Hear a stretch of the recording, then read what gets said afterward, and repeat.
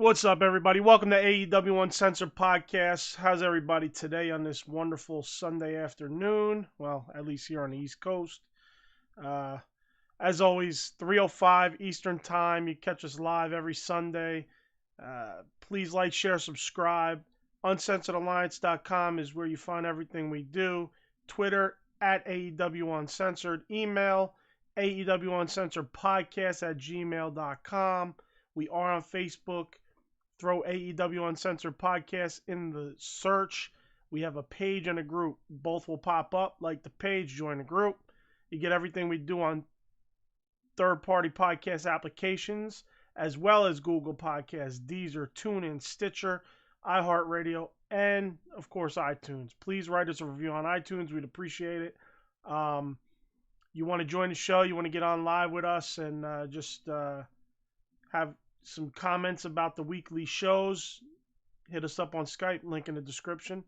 And all right, let's start the show. So right off the top, I got a little miscellaneous. Something cool that happened this week was Amanda Huber is now officially with AEW. She is working with their community outreach team. So she'll be on their community outreach team, which is awesome. And I really dig this. I think it's great. And I'm glad she'll be part of the AEW family going forward. So that's good to see. John, what is up, brother? John gives me the good afternoon in the chat, as always. Appreciate you, brother. Hope all is going okay. Now,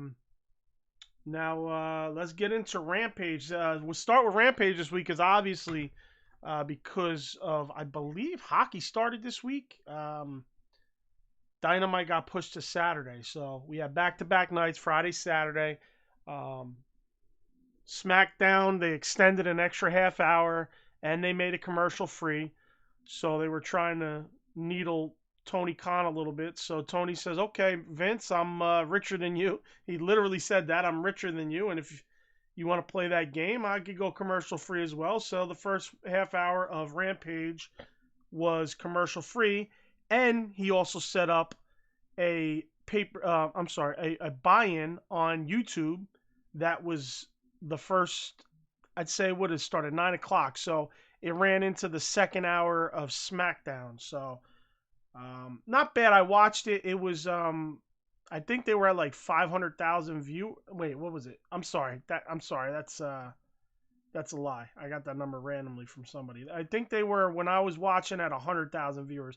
90 something to 100,000 viewers when I was watching. So I don't know how many they officially got live. I'm sure they got plenty more now. I haven't looked at what they ended up with, but yeah. So so we go to the buy-in, and we start off with Ty versus Garrett Santana.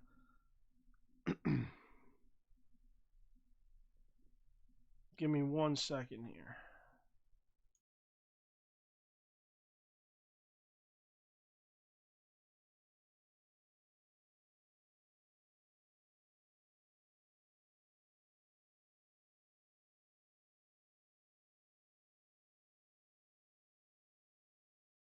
All right, sorry about that. This is what happens when my partner's gone. Something that might be an emergency I got to respond to, so I apologize.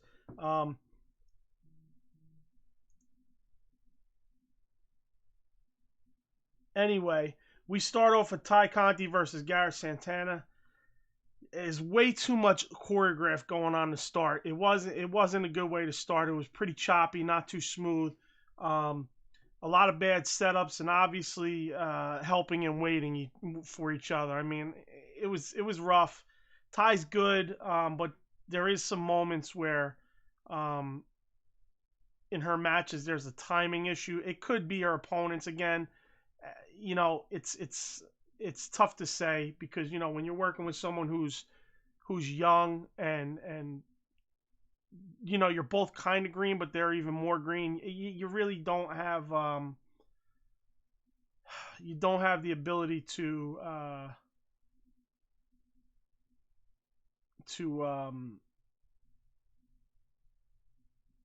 connect like how you should, cleanly as you should. So as cleanly as you should. Jesus Christ, I can't get my thoughts together. My apologies. Um, but she's definitely Ty's definitely got all the potential. She does great, but there are moments. There are definitely moments. So the women's division is up in the air in terms of everything that's going on. I mean, who's good, who's not.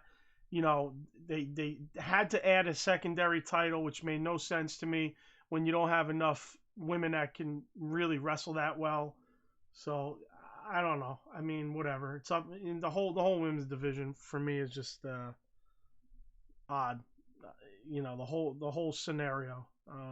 And Tony Khan's not really giving them too much shine on all the shows either. So it's only that they're getting most of their work on Dark, and I haven't watched Dark, but I'm guessing they're not having long matches on Dark, which they should obviously have long matches to get the working cleaned up.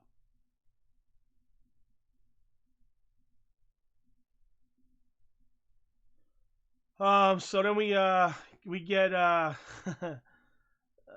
great Inner Circle and American Top Team video package. I thought this was great. It sold ATT great. It really hyped up Masvidal well. So I thought that was good. I was obviously look forward to this ATT stuff, and a lot of people are hating on it, but I mean, for me, it's hot. It's something that I'm interested in. So then we get Bobby Fish versus Lee Moriarty.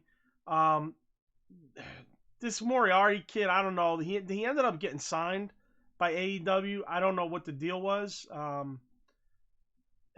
Maybe that was like his, get him on one of the main shows and sign him after that. I guess he's been wrestling on Dark, but I don't know. I got some. He has some weird movements. I don't really, I don't know. Maybe it's just me. Maybe it was just at that moment, but he was moving kind of weird. It was a good match though. He had a lot of good. There was a lot of good ground submission stuff in here. Most of it looked great. I just think this Lee kid needs to not look as goofy when he moves around. Other than that, I thought it was a solid match. Grounded attack from both guys, and then we move on to Danielson versus Minoru Suzuki. Now this was the main event of the Rampage buy-in. This match itself was fun and hard hitting. A lot of strong style in this. A little less suplexes. The old school strong style from the All Japan days. Always doing some kind of brain buster or something like that. And but it was pretty good back and forth. Certainly wasn't like a match of the year candidate, but it was a brutal fight between the two guys, with the shoot style, feel to it. So, I dug it. I don't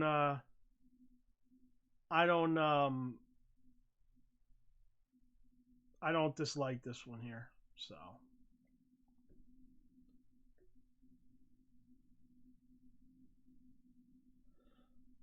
then we get to the main show. We get to Rampage starts off with Punk versus Seidel.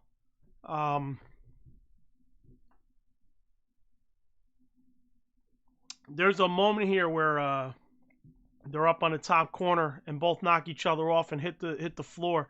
Now, if you watch this closely, Punk sells this, and Seidel is down there just fixing his hair.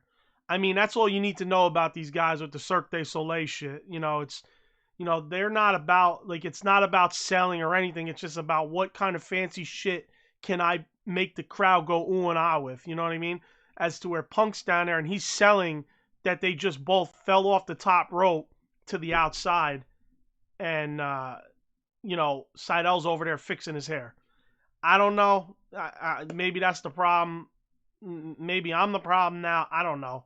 Um, uh, at the end there, you had a great reversal into the GTS, and Punk takes home the win. So I really like that.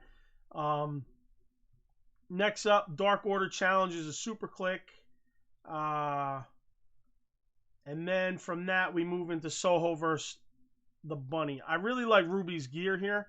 I thought it's great. It really stands out, and shout out to her for putting extra effort into having her gear looking that good. So I know obviously she probably didn't make the gear, but you know what I'm saying. Like having I'm sure she had plenty of input. So there was a beautiful German suplex from the ropes by the bunny. I think it was like the first or second rope. That was great. I really thought that came off well, and it looked good. And my opinion is the bunny needs to get a little more respect, and she needs to start winning.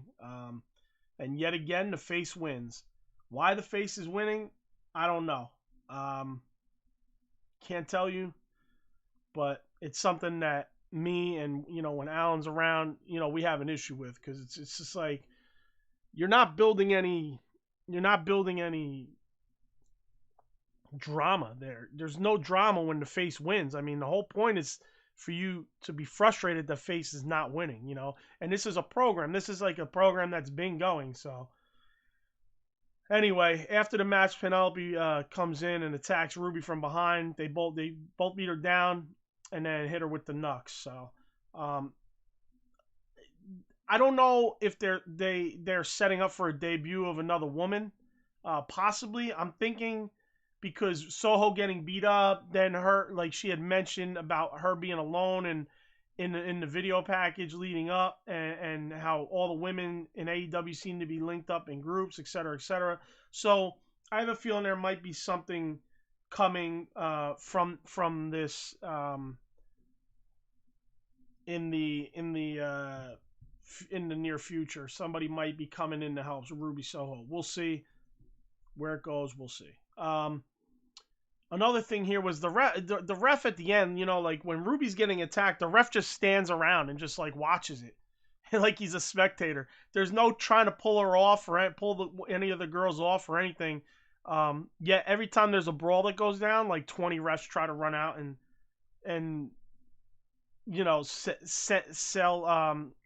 that they're trying to pull them apart. So kind of weird to me that the one ref is just sitting around doing absolutely nothing.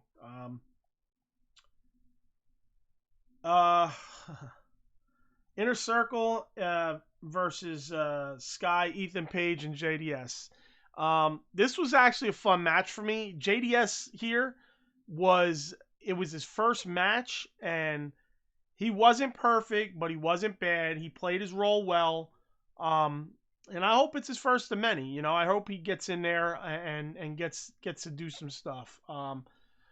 Apparently, when they were focused on Hager and JDS on the outside, right before JDS got put through the table by Hager, something big happened because the fans popped hard, and they never went back and showed it. I'm guessing Sammy did something from the top rope to the outside, I'm gonna gather. Maybe it'll pop up in one of the videos floating around the internet soon. If it has, I haven't seen it. At the end of this match, I really loved it.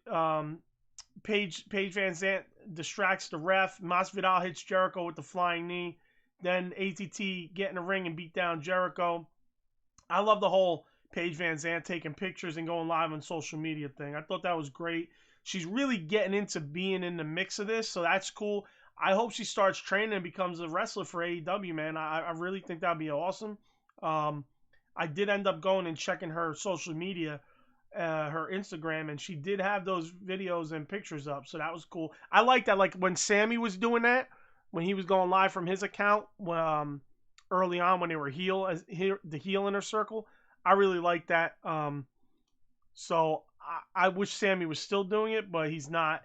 Now Paige is doing it, so that's cool. Then out comes Santana and Ortiz, and they take out Men of the Year while ATT scurries off. I like this. It leads to a good tag team program between the two teams. So you got Santana and Ortiz and the Men of the Year. You know that's how this is going to play out. And, where it goes, who knows. But I like both teams, and I think it'll be fun. So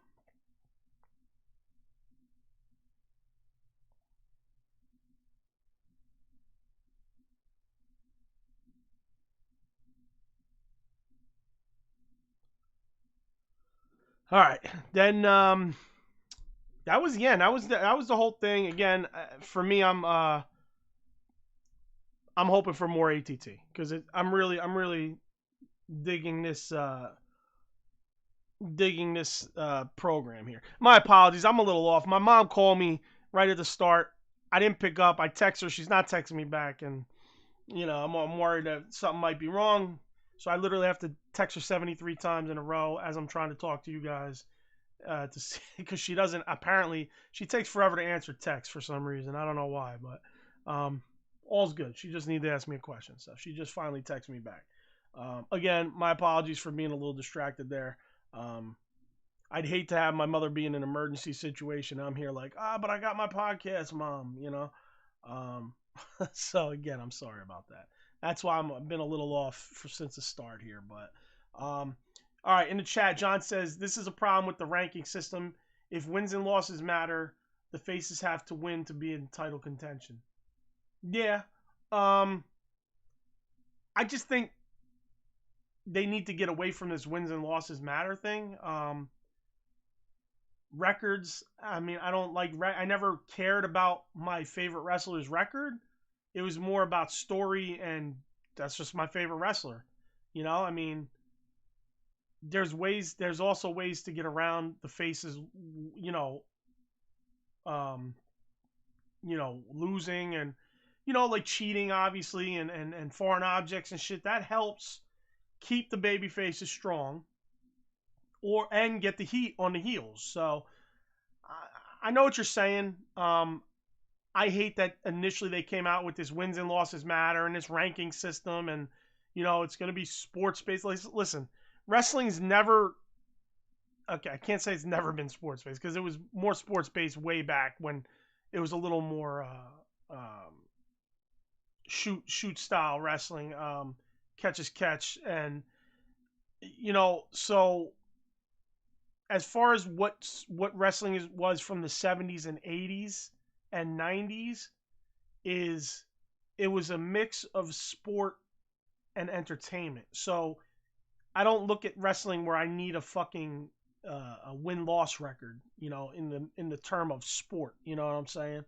So for me, it's just like they should have never been like, well, this is sports based. I think they wanted so hard to not be entertainment that they forced sport as their option. And it's like, okay, wrestling is a sport in itself. Like, oh, you want to portray it as a sport in itself, but it's also it's like a combination. But it's you don't want to just say you're not going to do WWE sports entertainment. You know what I'm saying? Just say it's pro wrestling, and that's that. I mean, I think they were trying to be,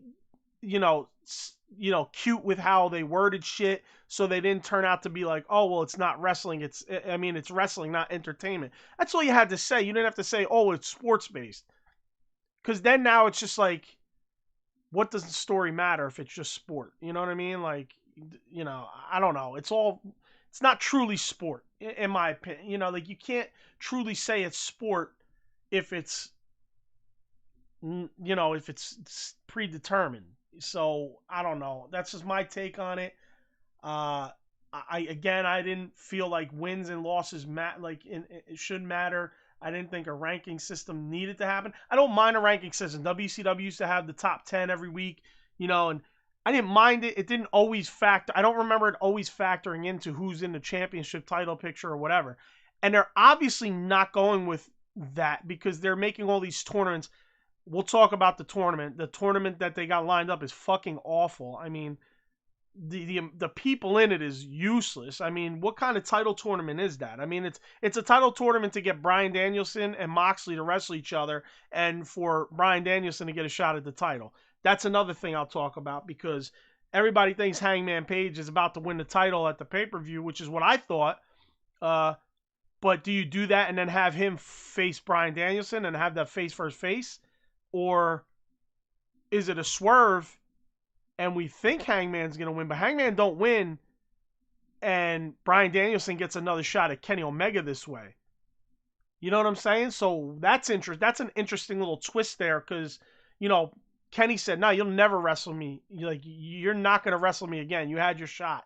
And this gives Danielson the opportunity to face Kenny Omega, and Kenny Omega has no say in the matter. So this is a little bit of a twist. It's making me kind of second guess my thought that Hangman's going to go over. I mean, he might not go over. So we'll see. Anyway, sorry, that's a little sidetrack from that, but it's kind of part of it, with this tournament and stuff. I don't like this stuff where it's like, oh, you have to have a buy-in ladder match in order who's going to get the next shot. Hangman's been out of the picture, so he's not number one, and this is a way to get him into the number one spot. So I don't know. For me, it's like, just admit that the shit didn't make sense, or it's not making sense, or it's not working how you want it to work, and you're going to go away from it, or just go away from it and no longer talk about it. Stop putting wins and losses up, and stop talking about number 1 and number 5 and number 4, and just do it. Like, you can fade shit out. Wrestling is great at fading out shit that hasn't worked. It's not hard. Fans will forget, Maybe not overall, but in the long run, it'll just kind of go by the wayside, and it will be nothing. I know, obviously, people are going to scream from the mountaintops. The haters of AEW are going to scream from the mountaintops. Oh, but you wanted records. Oh, but you wanted a top 5. The number 1 contender is the gets a shot at the title. They're obviously going to say that stuff. That'll never go away. But the reality is, if you want to just get away from it, you're going to have to do it and deal with those people anyway. So just do it. All right. Now we go from Rampage to Dynamite. Saturday Night Dynamite. This opens up with Aleister Black versus Dante Martin. This was a good match. There was a hiccup early on when Black was charging the corner, and Dante, Dante was turned around and kind of just still selling, and it literally looked like Black just stopped, waited, and just sold something. I don't know. I didn't rewind it to rewatch it, but it didn't even look like Dante made a move. It looked like Black just sold that Dante did something when Dante started to slowly turn around off the sell. So I don't really know what happened there. It just looked weird. Something was missed somewhere, Black had Dante in his half crab, and he just dropped it and grabs his stomach. Now I'm not sure why he grabbed his stomach. Not sure what it was about, and wondering if this is gonna go into a gimmick of some sort, because he was it seemed like he was all right with the half crab. It was in nice and solid, looked clean, looked great, and then just drops it and grabs his stomach. Ref looked, hey, you okay? What's going on? He said, no, I'm good. And he kept holding the stomach all the way till the end, even when he was walking out. So I wonder if this is going to be something in his gimmick that comes out. I know they started mentioning, is it something because of the Black Mist? So is it something because of the Black Mist? So you got to ask that question as well. After the match, and he, like I said, he's leaving the ring, walking up the ramp, holding his stomach, and he turns back at Dante and gives him a little nod of the head. So, I don't know. I don't know that I like that. I mean, he's a heel, unless it's going to turn into Dante going with him somehow. I don't like that. I don't like that little nod. Like, yeah, you did good, kid. Next up, we had a Jungle Boy promo. He's out there with Luchasaurus. Kenny and Cole interrupt him, and Jungle Boy gets pushed to the side by Luchasaurus, because Luchasaurus, the bigger guy, gets between him and Jungle Boy, and the Bucks come out of the other side and super kick Jungle Boy. This shit looked awful, man. I mean, Jungle Boy puts his head down, waits for the kicks. The kicks come in, but they look super slow motion and barely any impact. I don't know. Like, these backstage segments are starting to look so fucking weak that I'm getting tired of them. These brawls, the brawls always look like shit. They always look fake. They like, if you can't make the shit look authentic, then don't do it. I mean, the Bucks will super kick your face off in the ring, but they won't super kick the shit out of you in the back. It's like, what are we doing? Then of course then Kenny and the Bucks redo the powerbomb spot, the sit down powerbomb spot with Luchasaurus, and put him through a table. And on my notes I hear only when you're EVPs can you get a live do over on national TV. So it's like, we fucked up, so we got to get this back. They can't just survive with the fact that they fucked up. Now they have to have another segment where they fucking pick Luchasaurus up as a group and put him through a table. It's fucking ridiculous. Anyway, then we get Inner Circle in the ring with a promo. Santana starts off, then I believe Jericho. I was fucking taking notes, so I believe Jericho started off, and then the Men of the Year's music hits, and they come out with ATT. Everybody's like, yo, MJF is the top heel in the business right now. And I'll agree, MJF is pretty much the top heel in the business. Gets the loudest reaction, but Dan Lambert's got to be up there, man. Dan Lambert is really getting so much heat that they're not even allowing this guy to talk. You can't even barely hear what he's saying. That's how loud the crowd gets when he's out there. So, Lambert's doing exactly what you want somebody to do, is get that fucking heat, and he is getting it. So, they're just... I love everything with this. I know a lot of people. I think it's like a 50-50. Like 50-50 where people like what's going on with Lambert. Other people hate him. I think within the 50% that hate him, I think there's a split there too. 50% are just like, who the fuck is this guy? He's talking shit about, the wrestling I love. Those people that really believe what wrestling is real. And the other 50% are people just hate him because he's doing such a good job as a heel, and they still buy in that much. You know what I mean? So they obviously know it's fake, but they still buy in. So I think overall, if I were to say, I'd say 75% of the fans are really into what's going on with him. So Jericho here was fucking great, man. Going at Paige Van Zant. This was perfect. He's saying he wouldn't touch her with her husband's genitalia. I fucking pop for that. I thought that was great, man. That was really good. Lambert says,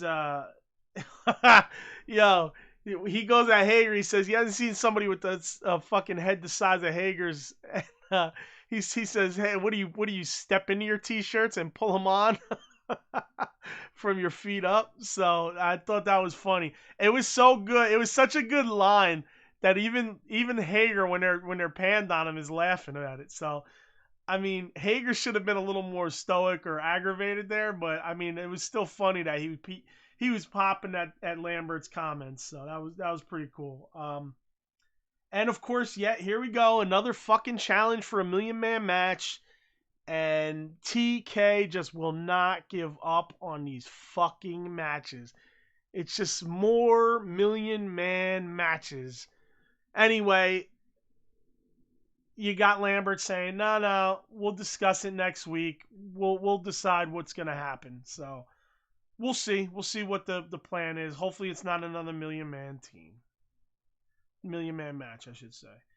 Next up is the Lucha Bros versus the Masked Men, a.k.a. FTR, for the AAA tag titles. Now,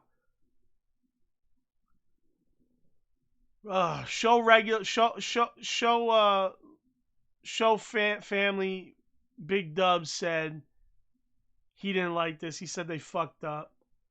I liked it. Obviously, I pretty much knew it was FTR. Body type, the boots. They did the little hand slap at the beginning. So that was great. The thing that I hated about this match was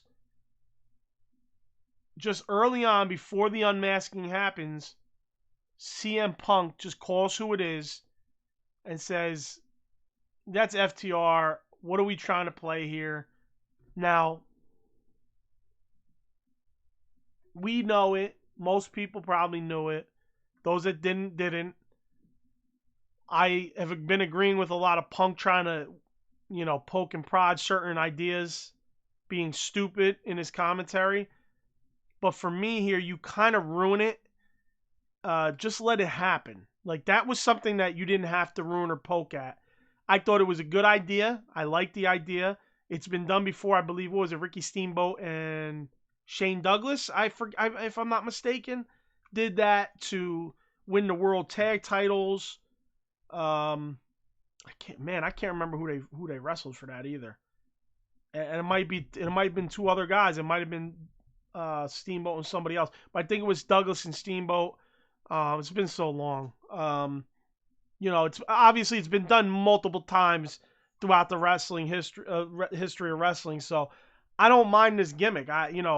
Big Dub was saying, yeah, but you knew it was them. Okay, yeah, you knew it was them. I mean, I'm sure people when I was a kid, I obviously kind of assumed it was who it was, but was I sure? No. As an adult, I probably would have been a little more sure, but you still have that suspension of disbelief on it, and just for Punk to come out and ruin it before the mask even come off was a little fucking stupid in my opinion. Shout out to Tony Romo giving love. Tony Schiavone giving love to Tony Romo. That's my dude, Tony Romo. So shout out to Schiavone for that. He's saying Punk calls plays before it happens, like Romo does on his commentary. So I like that. That was a nice little thing. And fuck all you Cowboy haters. Fuck all you Romo haters. I'm a big Romo dude. Actually, stop. It's a whole nother thing, but I haven't watched, since Romo retired, I haven't watched football. So that's more of a thing. Like, a lot of Cowboy fans acted like they knew what the fuck was what and would fucking dog Romo like he wasn't the man. But you start to wonder, did you even watch football, So for me, it was like, all right, you dogged him so much, now he's gone, and you're calling for this guy. You deserve to fucking lose for the next decade. So if they win or lose over the next decade, I could give two shits, and I'd prefer they lose for a decade straight. Anyway, I know a lot of people are like, you can't say that about your team, but I was just so fed up with reading this shit all the time that's just my thing. So shout out to Romo, shout out to Schiavone for giving Romo those props, and yeah, that's it. So they get unmasked kind of early in the match, which was cool, man. I mean, they didn't wait till the end of the match after they won the titles. Either way, it was a great match. Tully distracts Aubrey, and Dax hits Phoenix with the tag titles to get the pin. FTR takes the AAA tag titles. Now, this is interesting. I'm curious if AAA had asked for this, or if Tony had asked AAA to do this. So I like this. I'd like to see FTR continue that AAA reign and go down to Mexico and do some stuff. They could really get that fucking gimmick over too. The no flips, punches no flip, kicks no flips, shit like that. So I would like to see that. That would be awesome. Next up, we had Lio Rush with a promo sitting there with Dante. He says Dante didn't listen to him. All he had to do was listen, and he would be money. Says Dante has a new tag partner. Dante's like, what the fuck? And he says it's himself. So Dante and Lio are going to be a tag team. Guess how interested I am in that? Not at all. I don't know about you, but not at all. Also,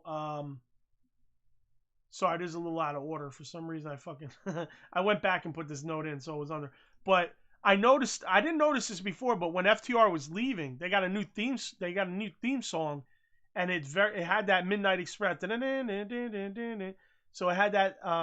Yeah, I'm not fucking musically inclined, so I apologize for that. But they had that Midnight Express music tied into the new theme song, so I really like that. That's awesome. All right, where the fuck was I? Oh man, my notes just went crazy. All right.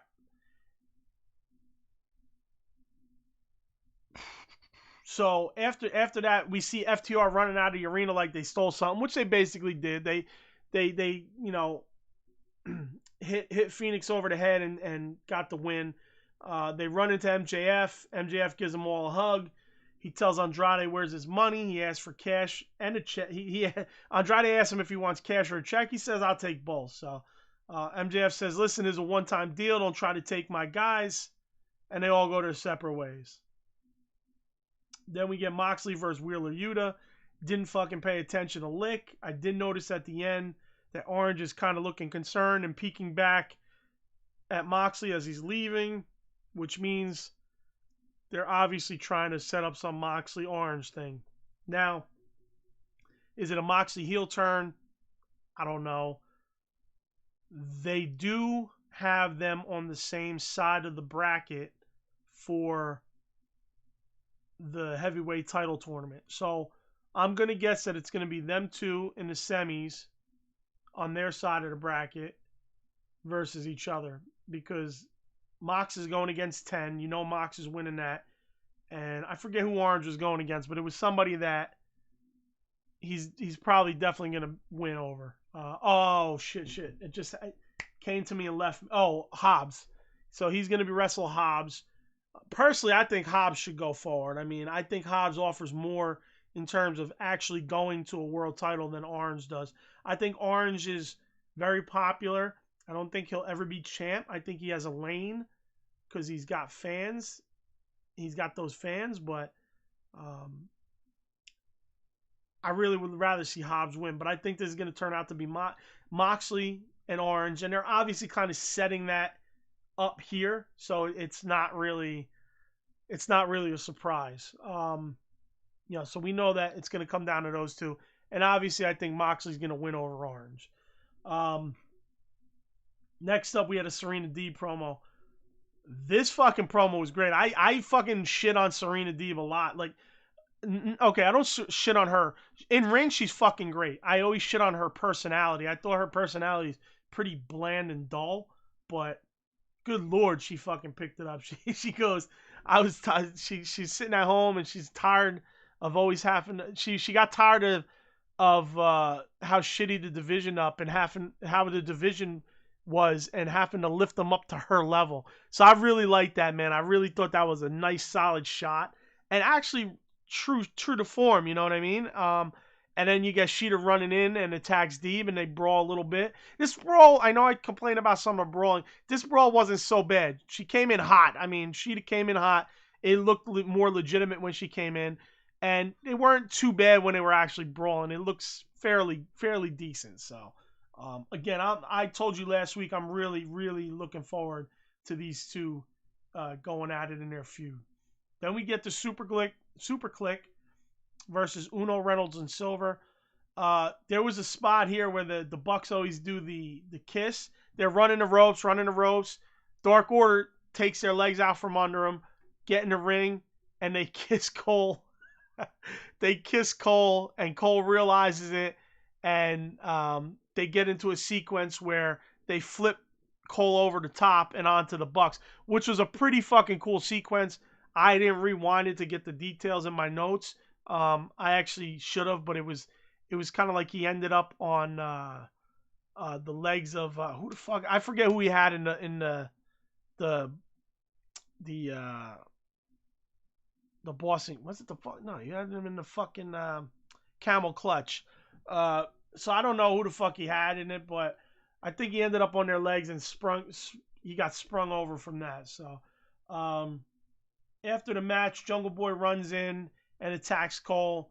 They all run off when Jungle Boy grabs a chair, and they basically leave Cutler to the dogs, and Cutler's out there taking a beating. So he gets hit with the chair a few times, etc.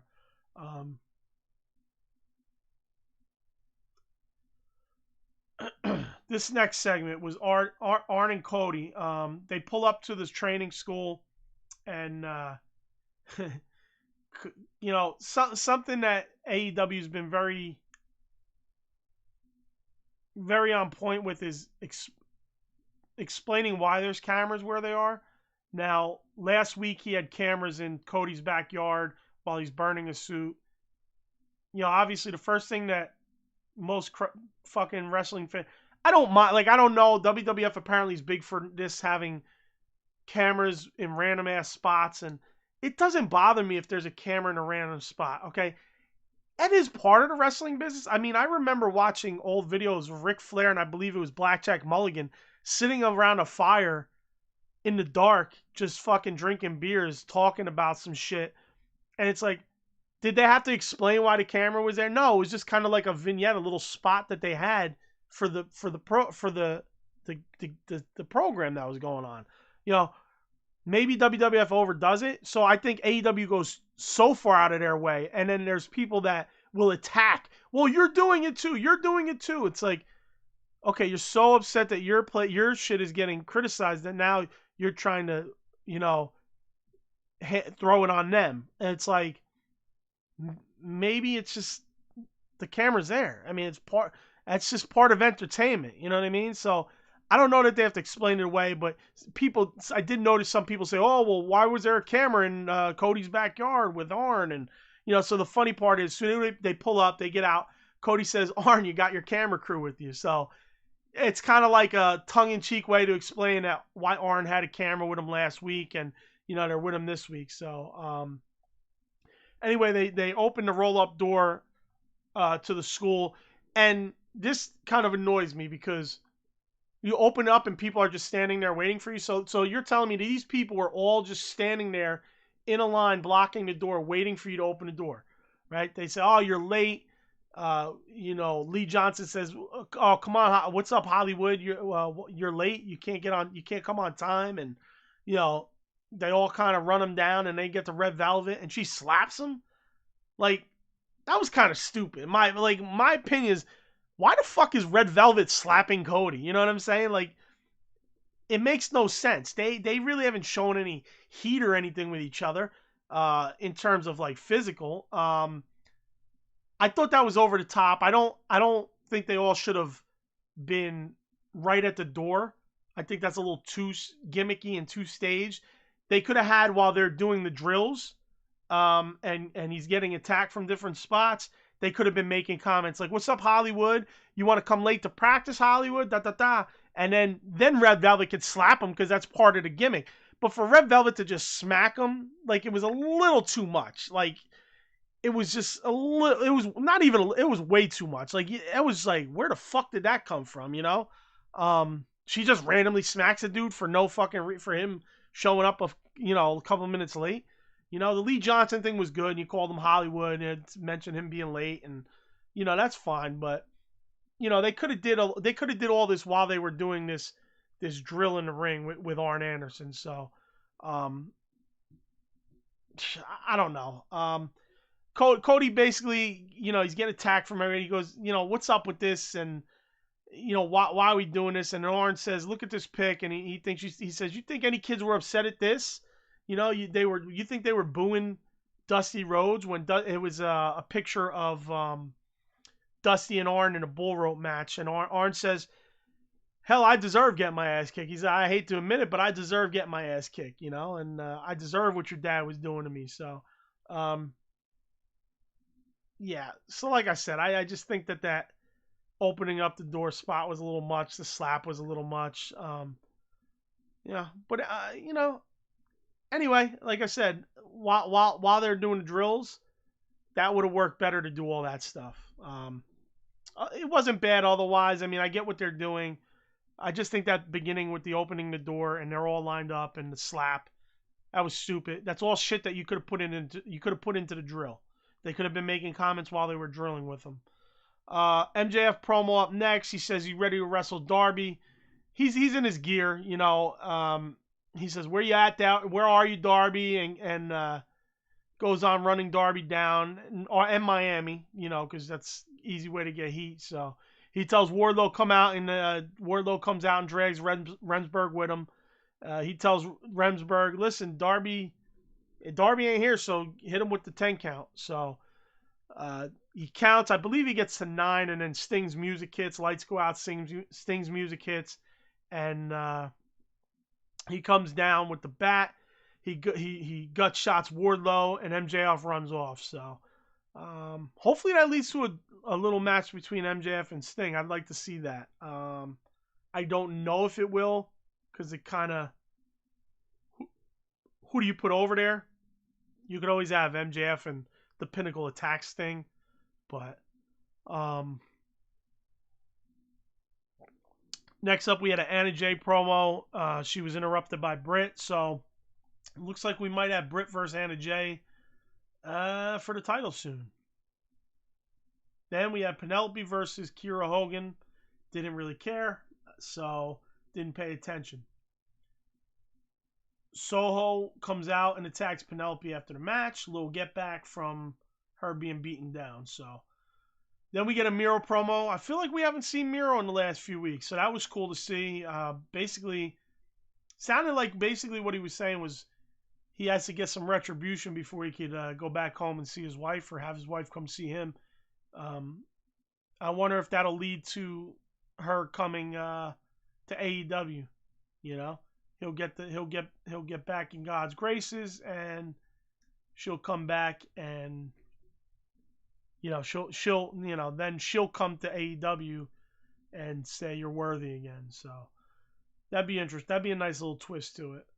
Then we had a Hangman promo in the ring. Okay, I just wish he would have came out and not had Tony there, Schiavone, because then he takes the mic from Schiavone, and I hate that. So otherwise, the promo itself was fucking perfect.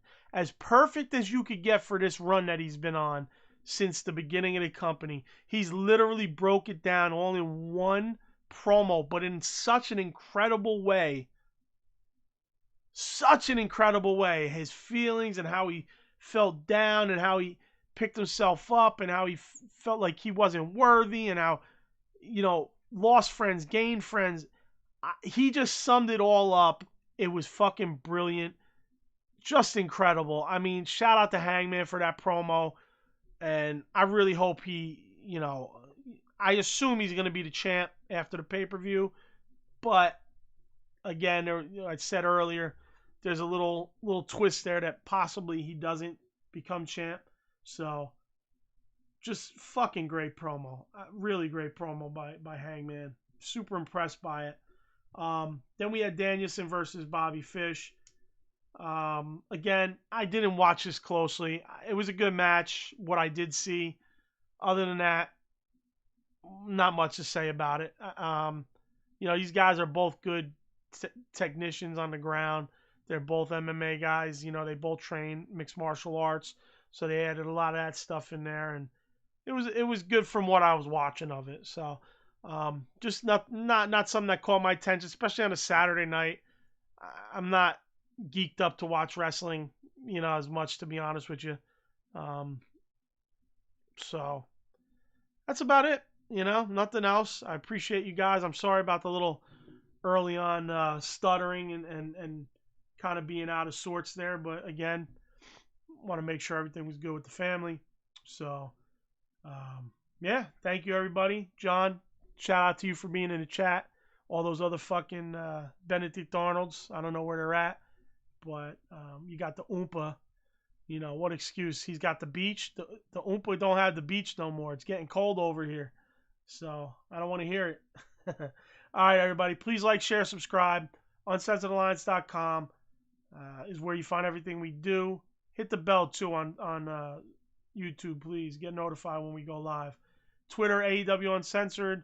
Email AEWUncensoredPodcast@gmail.com. Facebook, we are AEW Uncensored Podcast. Throw that in the search bar. The page and the group will pop up. Like the page, join the group. We're on all third-party podcast applications. We are also on Google Podcasts, Deezer, TuneIn, Stitcher, iHeart Radio, and, of course, iTunes. Please write us a review on iTunes.